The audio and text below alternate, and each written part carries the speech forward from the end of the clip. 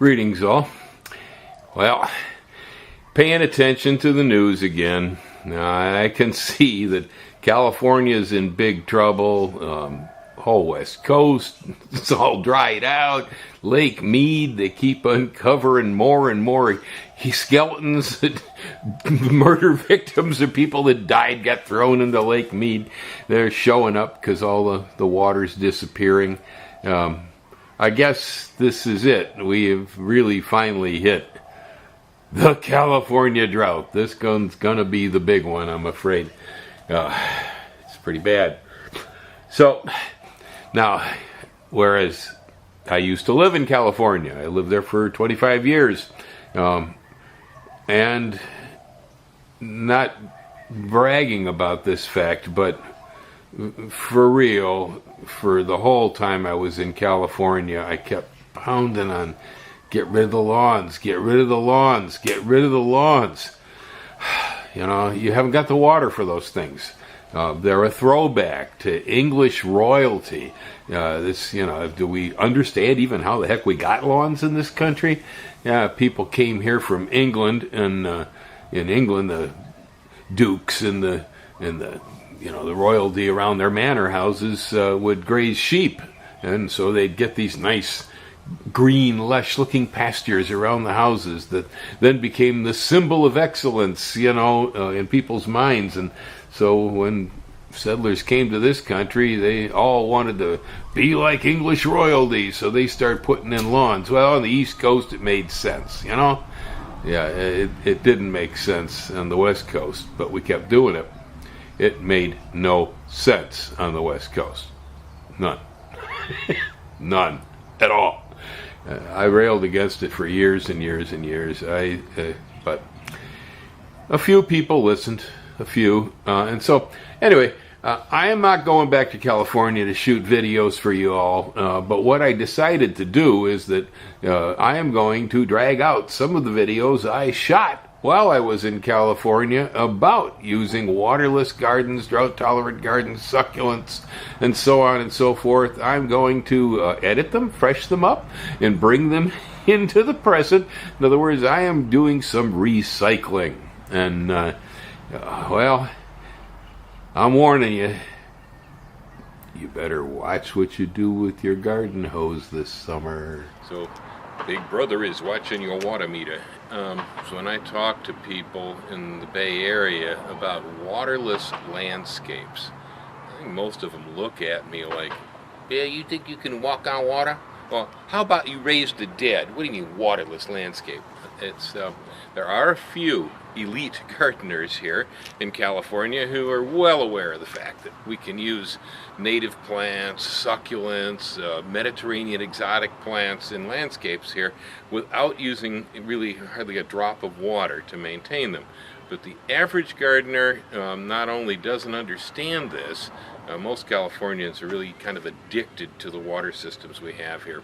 They put a plant in, they immediately begin pouring water on it. That's just the program. When I sold plants in the nursery, the first question out of people's mouths was usually, well, how much water does it need?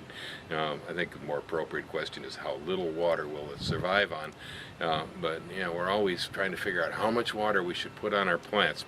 Well, I'm here to tell you today, in the midst of a drought, it is entirely possible to grow a beautiful landscape without having to put a drop of water on it at all. Whatever rainfall comes here in California will support most of the native plants and a lot of the exotics that we bring in, as long as we choose the right ones and as long as the way we lay them out in the landscape is appropriate to that.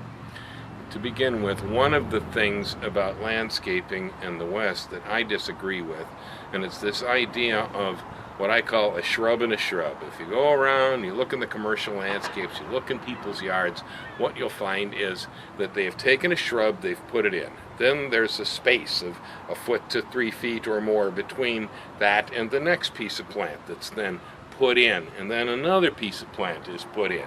Then the entire area beneath is usually covered with some kind of a mulch. It used to be fir bark or redwood bark, which was kind of beneficial to the soil. These days it's mostly ground wood scrap with dye on it, which isn't so cool. Anyway, it's mulched, and then the guys come through, they take the hedge trimmers and they cut everything into little balls or little cubes or little squares or some funny shape, and as if the normal or natural shape of the plant is offensive to our eye and we have to sculpt it into something else.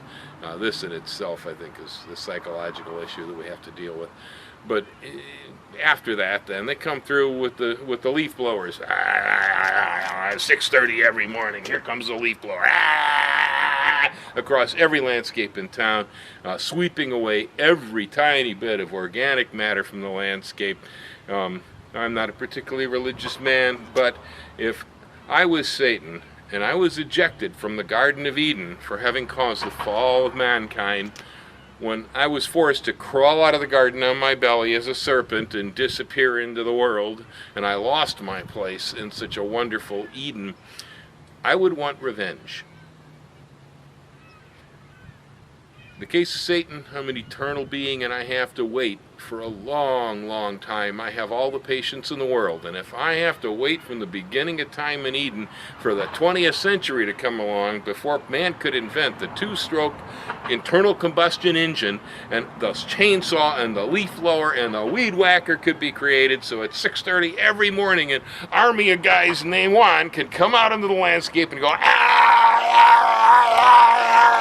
wake everybody in the landscape up, turn all your shrubbery into tiny little balls, cut down your trees, and run away laughing hysterically with all of your organic matter balled up into a tarp and dragged away to the dump someplace rather than being put back down in the soil like it belongs. I say that the leaf blower is the work of Satan. Anybody out there who disagrees with me is more than welcome to come on in and comment on my pages. We'll discuss this issue, but I'm positive. Anyway, here behind me I have a landscape that does not use water. It's my front yard. Now, my yard has had its better days and its worse days. There were times when I worked diligently on this project. There are other times, like right now, that I just kind of let it go and do its thing. But this landscape does not receive a drop of water. It was installed, most of it, around 16 years ago. There have been some things added and subtracted in that time, but mostly what we see out here is Darwinism. There are plants that are adapted to the habitat that they're in, and plants that will tolerate the normal growing conditions here in California without additional water. Right over here we have a form of a jade plant. It's a succulent that has the rolled foliage. A lot of you probably have jade plants in your landscapes or in your house for house plants, and they have the flat leaf. This one's got a tube. I call it the jade plant from Jupiter because it looks alien. Down below I have Cuban oregano. It likes shade and a little protection from frost. It smells like oregano. It has a nice spicy smell. It's surrounded by creeping fuchsia.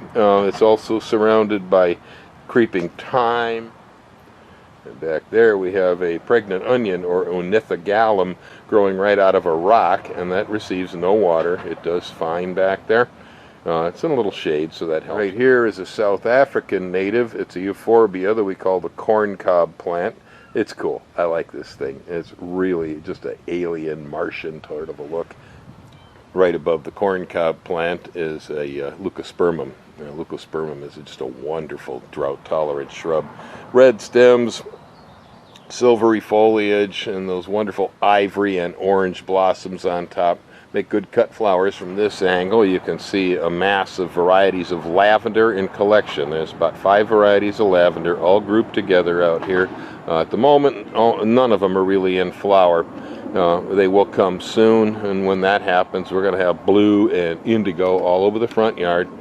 It's backdropped by Calamagrostis overdam, a variegated canary grass, and then up and behind it over there is a dwarf bottle brush called Little John. That baby is tough. Next to it there's an evergreen serviceberry called Amelanchier dentistictus from Chiapas. The serviceberry has really cool kind of pearl pink berries on it.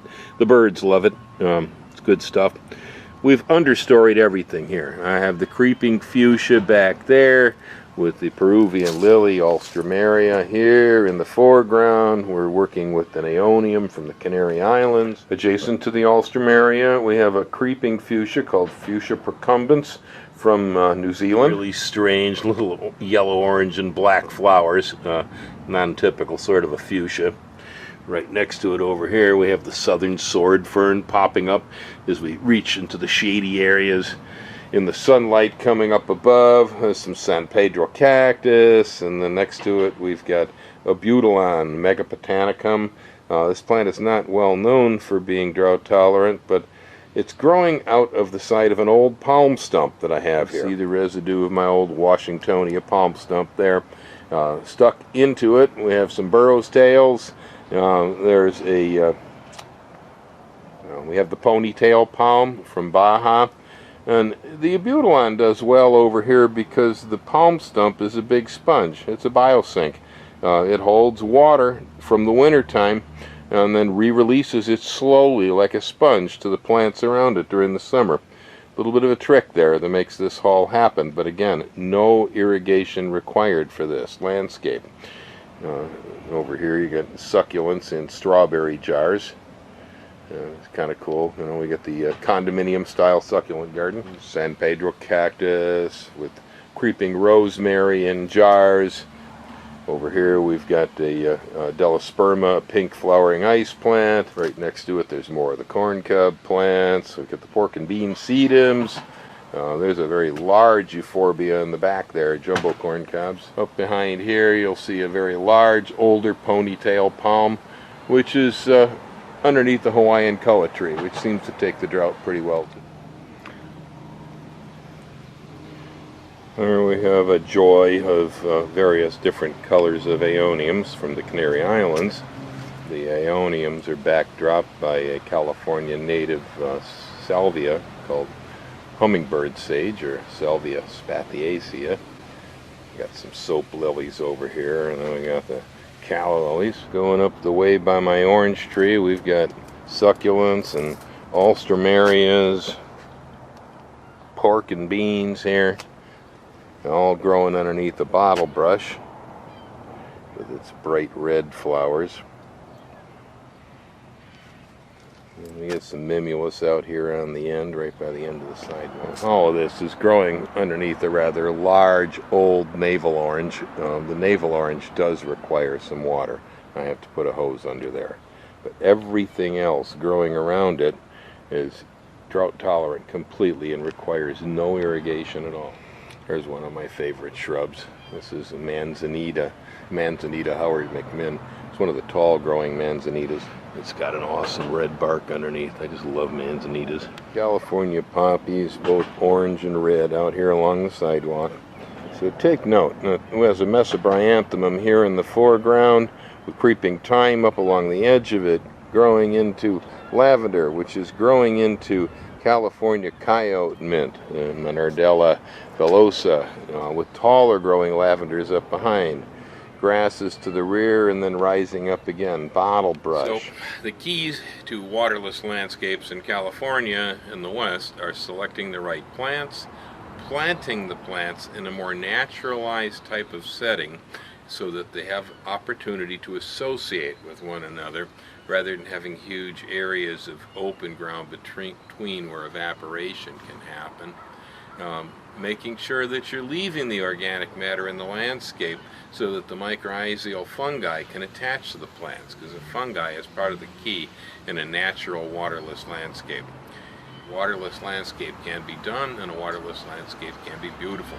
There's no reason we should be wasting our water on lawns and shrubs in the front yard when we could be growing these wonderful drought-tolerant plants instead. I think actually they're far more interesting. Most of these are attractive to hummingbirds, insects, and other creatures. Lawns with shrubs tend to be very, very sterile and don't attract the more beneficial type birds and so on. Anyway, it's possible. It's right here behind me. Proof's in the pudding. I guarantee, haven't put a drop of water on this stuff in easily over 15 years, with the exception of the orange tree there. So you can do it too. Do your part. Save some water. Let's use it for cooking and taking showers in the West. Let's not waste it on our landscapes. There you have it, folks. The camera is old. These are old images. They do not come from my modern cameras, and so Resolution is not as good, and so on and so forth, but you get the idea. And I think it's time that I actually drag some of these old videos up out of the basket.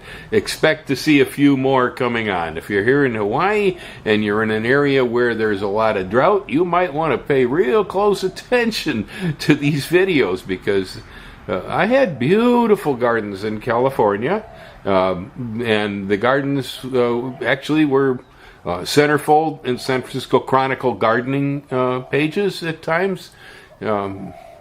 Yeah, they drew quite a bit of attention, and they used no water. They used no water other than ambient rainfall. Alrighty, well, aloha, hang loose.